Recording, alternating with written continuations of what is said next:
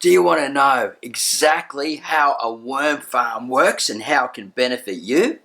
Watch the video to find out more, guys.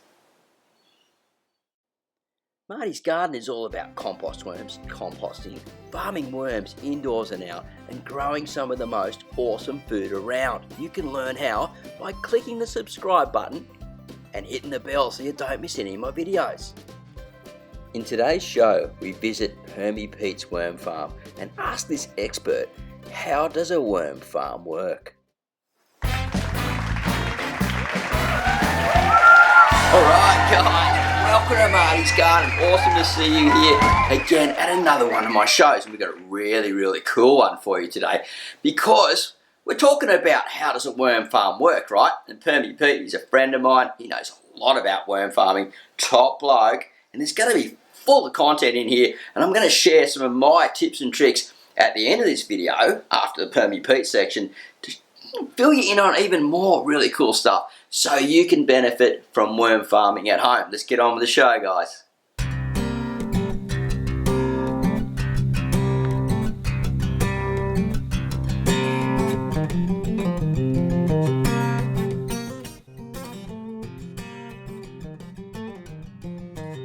Worm farms work by putting material in, you add a bunch of worms, and then we get some really good stuff out for our garden, such as castings and liquids. So the worms do their work, so it's basically a house for the worms. We put the material in. It can be straw, it can be food scraps, it could be manure, anything really that breaks down, and then the worms process it into the material that we use for the garden. So let's start with the bedding because that's really the most important part. The worms need somewhere safe to live, so what they'll do is they'll create the casting layer which they feel safe in. It retains a lot of the moisture, and then that's where they can process or eat their food. So on top of the bedding material normally is where we put the food, and so the worms can move up and down as they please, eat it, turn it into the castings, and then when the trays are full, we empty it out and use it in the garden. So worm farms work best when we keep them moist, particularly with this design. We're trying to capture the liquid that goes through the farm. So you pour water in the top, it's going to percolate, keep everything nice and moist, because that's what worms like. They like it nice and moist. And then down through the farm, it gets captured in the bottom reservoir, which then allows us to have a liquid that we can mix with water, put it in the watering can, and then spread it through the garden that way. So these worm farms work best when we're dealing with kitchen scraps. So I've positioned it here so it's nice and easy for my family to come out and put the stuff in. But these are the types of things that we're looking at. Vegetable peels, some fruit. You can put whole eggshells in, but it is best to just crush them up. Avocado skins, rock melon, all that type of stuff. So you can see that we only put a small amount of cooked material in because the worm farm can only handle so much food, and particularly being a family with a couple of kids, we do generate a lot of extra food scraps. So the secret is to having lots of worms, and this is the top layer, but what I can do is show you through some of the layers that the worms are still eating, and you can see that. So what's the concept of the bit of cardboard there, Pete? The concept was just I was harvesting from the top tray and I was trying to encourage the worms to go down, plus it also adds as a bit of a cover. See, the worms like it nice and dark, nice and moist, and the cardboard acts as a nice safe place for the worms to hang out while they're waiting for the feed to go. So that's the middle tray. We would have fed that middle tray last week or the other day. And then we get towards the bottom. The older the tray, you can see there's more castings. There's just as many worms. But you're starting to find that there's a lot less food in here. There's just a lot of older material.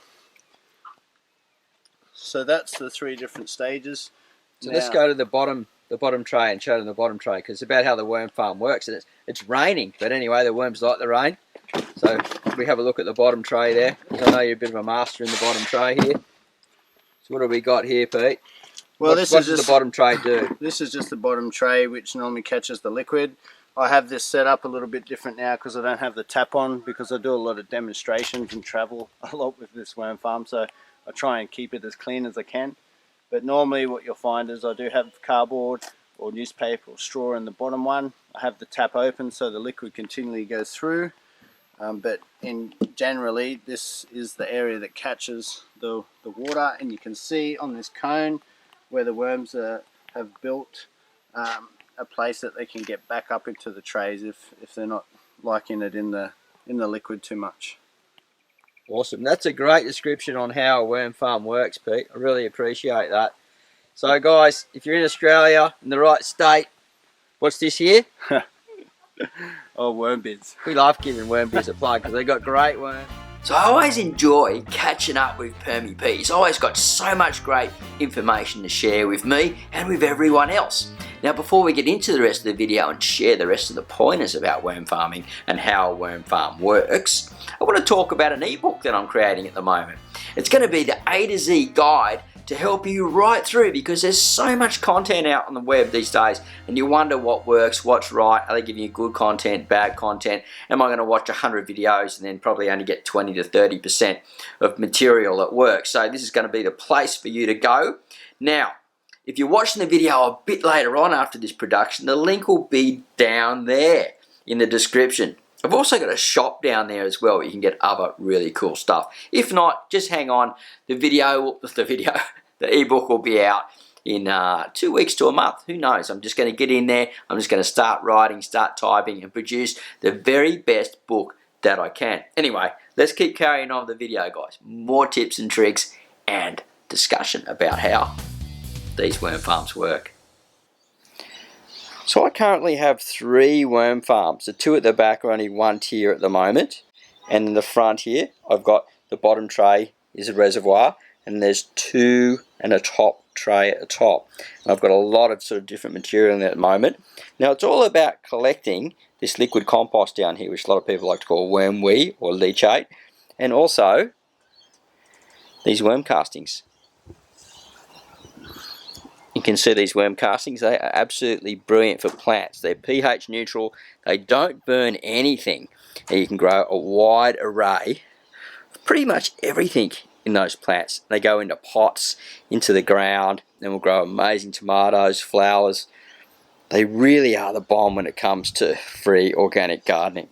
So I do also have a flow through worm bin, and that one's called the Hungry Bin, and what it does is it's sort of like cone shaped, and the castings fall down and you collect them out of the bottom. So there's none of these problems of like getting all the castings out all the time. They're a much more heavy duty worm farm, and they hold a lot more worms and a lot more compost. So they are highly recommended, and keep an eye out for updates on my Hungry Bin as I'm using it over time.